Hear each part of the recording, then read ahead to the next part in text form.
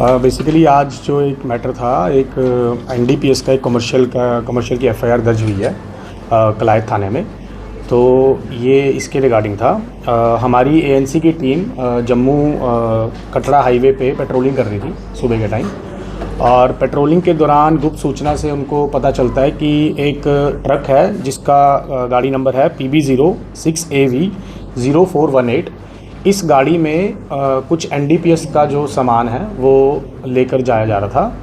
तो उसी दौरान हमारी जो टीम एएनसी की टीम है सब इंस्पेक्टर प्रदीप के इसमें अगुवाई में एक्टिव होती है, और पेट्रोलिंग के दौरान उनको एक वहाँ पे ट्रक जो ये है साइड पे ही हाईवे में खड़ा पाया जाता है।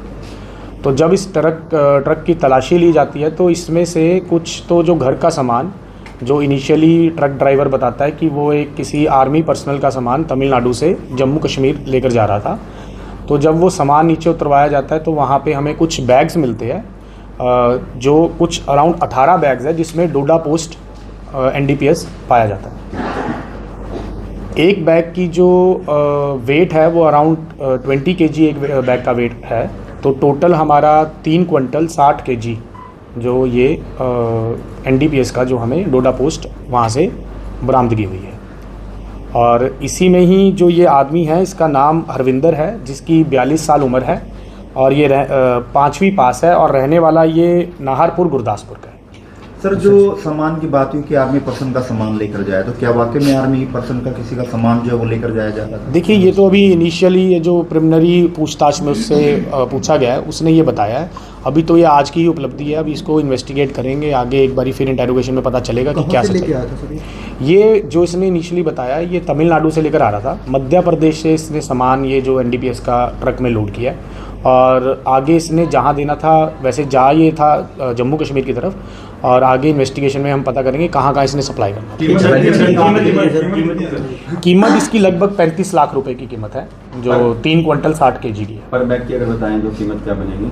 अब आप इसको 18 बैग है, इसको 18 से आप डिवाइड कर लें। और पिछले जहाँ से आया था कहीं इन्वेस्टिगेशन नहीं हुई कहीं भी? अभी तो देखिए, अभी तो हमारे पास जो गुप्त सूचना से हमें पता चला तो हमने ही इसको यहाँ पे दर्द दबोचा है, और पीछे का क्या है क्या नहीं है वो एक बारी आगे जब इंटेरोगेट करेंगे इन्वेस्टिगेशन। अभी तक ऐसा कुछ हमने जो प्रिलिमिनरी उसमें देखा है, इसके ऊपर अभी कोई ऐसे पर्चे नहीं है एनडीपीएस के।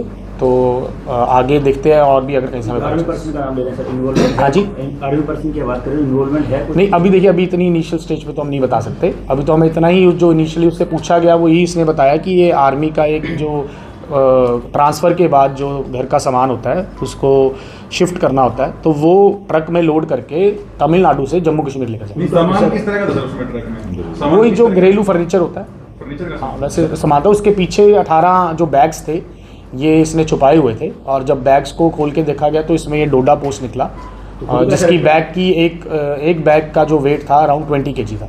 तो सर इसमें ट्रक में अकेला ड्राइवर था जिसका नाम हरविंदर है, 42 साल उसकी उम्र है।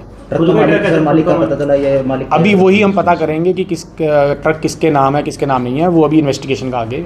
नशे के खिलाफ लगातार मुहिम मतलब पुलिस की ओर से चलाई जा रही है। डेफिनेटली जी, आपने देखा भी होगा कि पिछले 1 महीने के अंदर हमने जो अवैध दारू, जो कुछ खुर्दों से और कुछ जो लाहन से, टोटल अराउंड 10,000 लीटर के करीब अवैध दारू पकड़ी गई है।